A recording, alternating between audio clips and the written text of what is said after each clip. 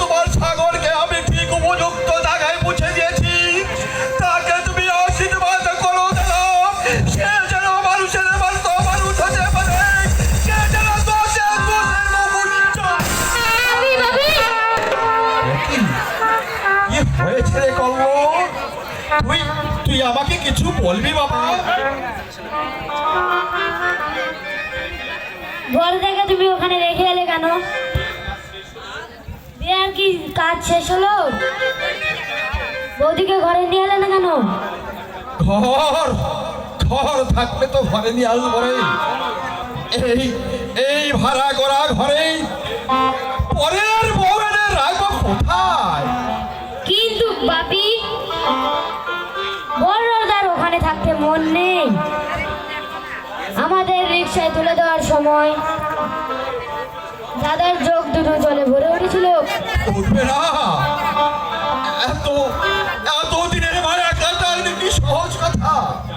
যাকে তুই শিখিতে কয়লা নিয়ে আয়, আজটা তাড়াতাড়ি ধরে দে, দুটো ভাত চাপিয়ে দি। তোর আবার স্কুলের সময় হয়ে এলো বাবা, আর আমাকেও যে কারখানায় যেতে হবে। হ্যাঁ যা বাবা, দেরি করছেন, যাও। বড়দার অভাবে আমার কিচ্ছুই ভালো লাগছে না। বড়দার সাথে খেতাম, বড়দার সাথে ঘুমাতাম, সে আমায় পড়াতো, কত আদর করতো। আমার কিছু ভালো লাগছে না ভাবি, আমার কিছু ভালো লাগছে না। ওরে ওরে কল্ল, সাগরের অভাবে সারা বস্তিটা যেন খাখা করছে। চোখ ভয়ে যেন বন্যা উপচে পড়ছে। না না, সাগরের ভাবনা ভেবে লাভ নেই।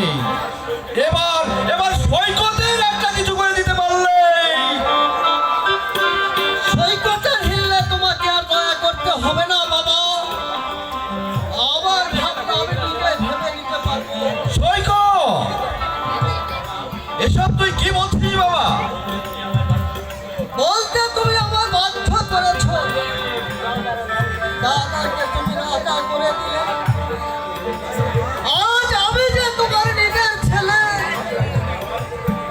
আমাকে বুঝি গানোয়াট করবে ঠিক করেছো। সৈকত, কেন ওই অরণ্যম ঘোষের ভাগ্যের সঙ্গে আমার বিয়েটা দিতে পারতে? ওখানে বিয়ে হলে আমি লেখাপড়া শিখে আজকের অনেক বড় হতাম। লেখার পড়া যে তোর দ্বারা হবে না, সে তো তুই এক ক্লাসে তিনবার ফেল করে সবাইকে বুঝে দিয়েছিস। তাছাড়া অরিন্দম ব্যবসায়ের সঙ্গে সাগরের বাবার অনেক বন্ধুত্ব ছিল, সেই সূত্র ধরেই তার ভাগ্নের সঙ্গে বিয়ের কথা পাকাপাকি হয়েছিল। হ্যাঁ, তাতে তোমরা তো হিংসে হচ্ছে কেন?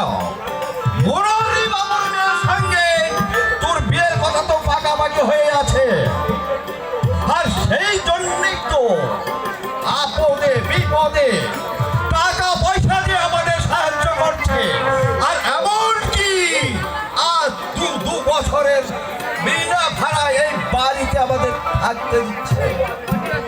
তবু আমি মুরারি বাবুর ওই কালো কুচকুচে মেয়েকে আমি বিয়ে করতে পারবো না।